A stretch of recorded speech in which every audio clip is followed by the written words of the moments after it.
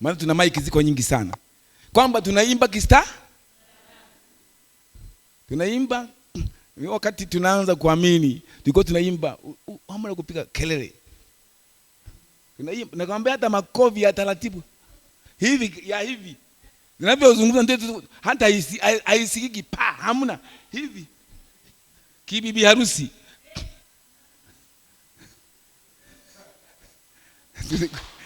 Bwana bariki sana. Kuimba kiholela kwenye madhehebu. Waache watu imbie. Lakini bibi harusi yeye anakwenda kuolewa. Wana mfano mmoja anasema unapokwenda kuolewa lazima utajinani huna haraka, huna papala. Hivi. Ndio tulikuwa tunafanya hivyo ndugu. Nasema kweli.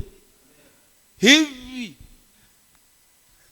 Na kutembea tulikuwa tunaingia taratibu vizuri. Hata inzi ana shida. Na inzi atapiga kelele. Woo! Sasa hilo kundi litakuwa kundi kama la Waeskimo waliopigwa na baridi.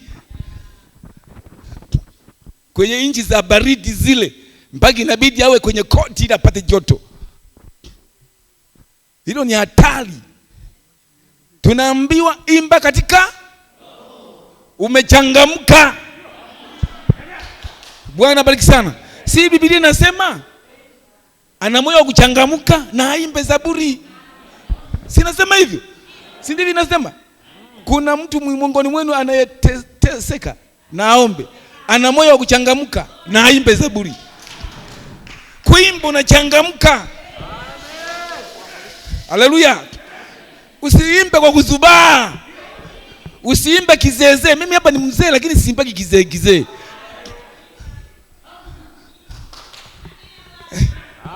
Siimbaki kizeze mimi.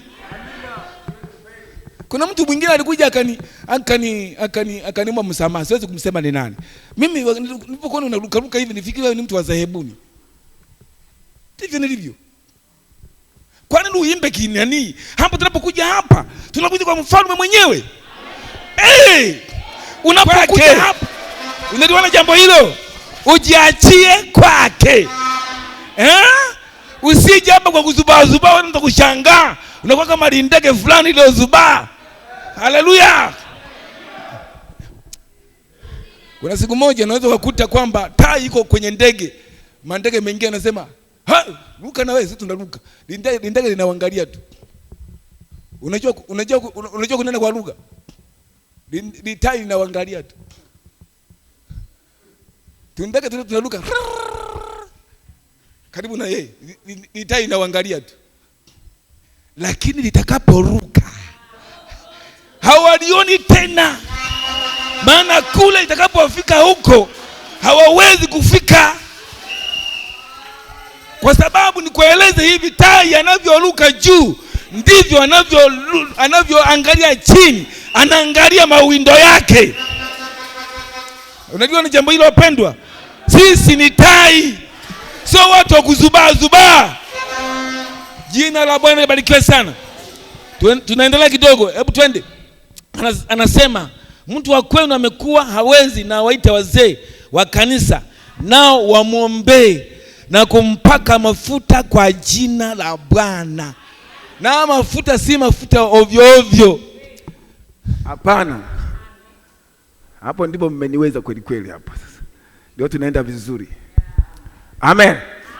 Lakini mkae na zile zingine zikae chonjo. Maana huyu anaweza kadondoka. Jina la Bwana libarikiwe. Anapozungumza hapa, mtu wa kwenu amekuwa hawezi na waite wazee wa kanisa. Wazee. Tunapozungumza wazee ni wale walilo nalo nini?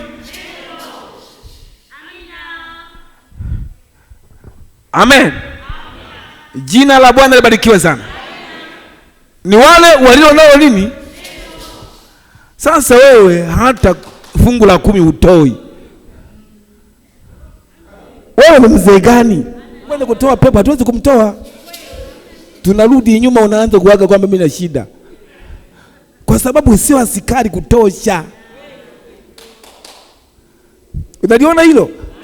Mzee wa kanisa ni mfano kwa watu, na yeye ndiye anahitajika asimamie mambo.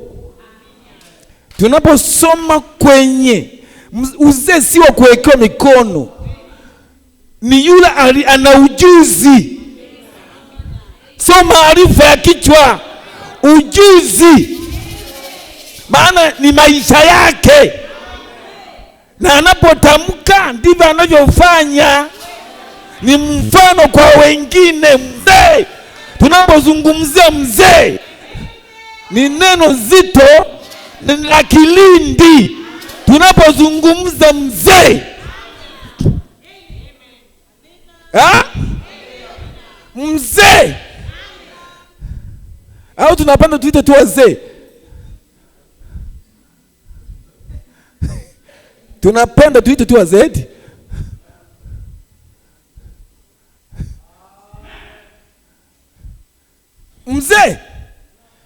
Mzee si mtu wa makundi.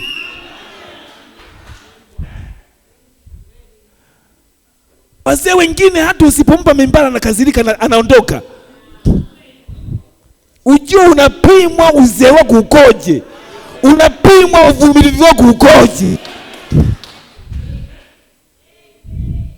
Unaliona jambo hilo? Uzee. Si mmenipeleka mbali tena, sini.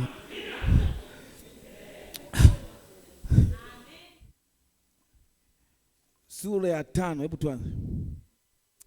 Anasema hivi, na wasihi wazee walio kwenu, mimi niliye mzee mwenzi wao na shahidi wa mateso ya Kristo na mshirika wa utukufu utakaofunuliwa baadaye.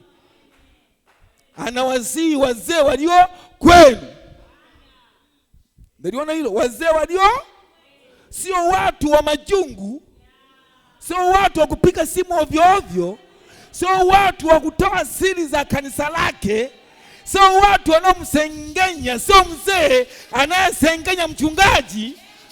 Unaona jinsi ilivyo? Tunapozungumza kuhusu mzee, tunaelewana wapendwa? Tunapozungumza kuhusu mzee,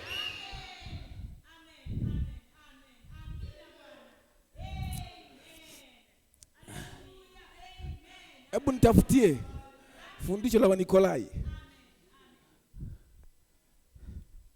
katika kitabu, nafikiri ile fundisho la Wanikolai, sijui kama nitalipata kidogo,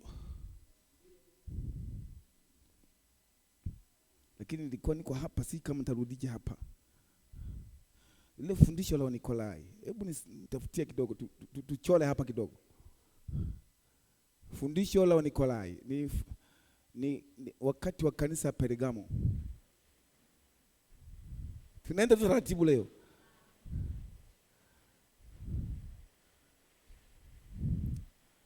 Tusiwaze sana kuhusu mvua.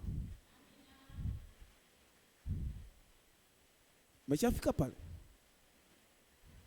Fundisho la Wanikolai.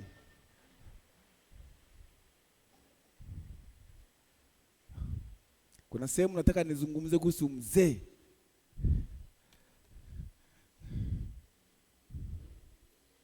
Ngoja ni wahi tu mimi.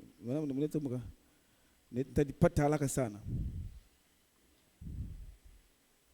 Lilianza kama tendo katika wakati wa kwanza. Yaonekana kwamba shida ilikuwa katika maneno mawili: wazee wa kanisa, makasisi na wachungaji, maaskofu. Ingawa maandiko yanaonyesha kwamba kuna wazee kadhaa wa kaza katika kila kanisa, baadhi ya watu walianza miongoni mwao, akiwemo Ignatio, kufundisha kuwa wazo la askofu lilikuwa kwamba yeye ni mtu mwenye cheo kikubwa ama mwenye mamlaka na amri juu ya wazee. Sasa ukweli wa mambo ni kwamba neno mzee, unaona, linaonyesha mtu huyo ni nani, ambapo neno askofu linaonyesha huduma ya mtu huyo huyo. Mzee ni mtu mwenyewe, askofu ni huduma ya huyo mtu. mzee siku zote limekuwa na kila mara litakuwa tu likimaanisha umri wa mtu katika Bwana. Unaliona hilo? Ni umri wa mtu katika nini? Ama amewekewa mikono na kadhalika, bali ni kwa sababu yeye ana umri mkuu zaidi. Yeye amekolea zaidi, amefundishwa. Si mwanafunzi, ni mtu anayetumainiwa kwa sababu ya ujuzi na uthabiti wa ujuzi wake wa Kikristo wa siku nyingi. Mnaliona hilo wapendwa? Mnaliona? Bali sivyo, maaskofu hawakushikilia nyaraka za Paulo, bali walipendelea kwenda kwenye taarifa za Paulo wakati alipowaita wazee kutoka Efeso. Unaona jambo hilo? Ni mzee ambaye amekuwa ana umri mwingi, ana ujuzi, amefundishwa. Unaona hilo? Ina maana kwamba si mgunaji, halafu sio mkwepaji wa mambo ya kanisani. Sio mkwepaji. Na mara nyingi watu wengi tunakwepa. Ukipewa kazi unakwepa.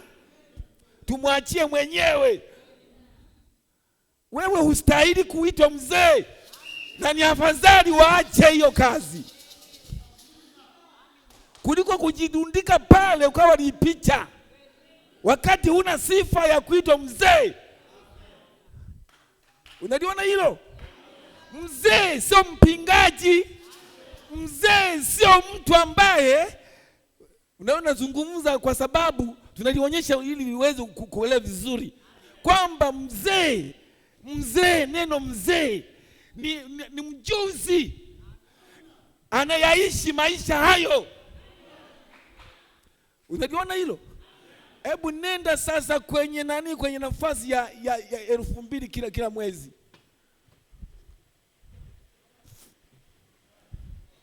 Utakuta kuna watu hawajawahi, na huku ni wazee.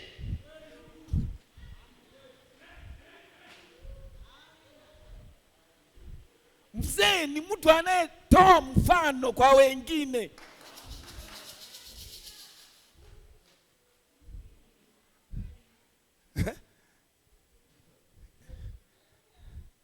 Naona hata amina zichache leo.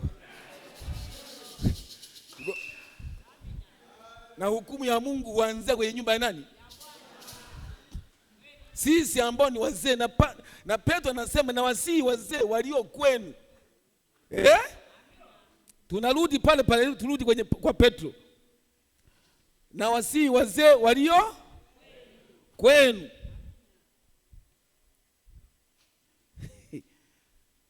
Ngoja ubili tu atatoka hapo, msimu utaisha. Itakuwa ni juu yako. Atatoka hapo tu hapo. Na kwenda toka, lakini habari ndio yenyewe hiyo. Habari ndio.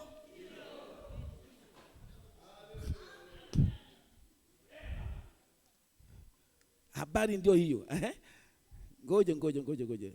Anasema na wasii wazee walio kwenu, mimi niliye mzee mwenzi wao na shahidi wa mateso ya Kristo na mshirika wa utukufu utakaofunuliwa baadaye. Na ndugu Branham hata Shemasi anasema mpaka yule mtu akaguliwe tabia zake.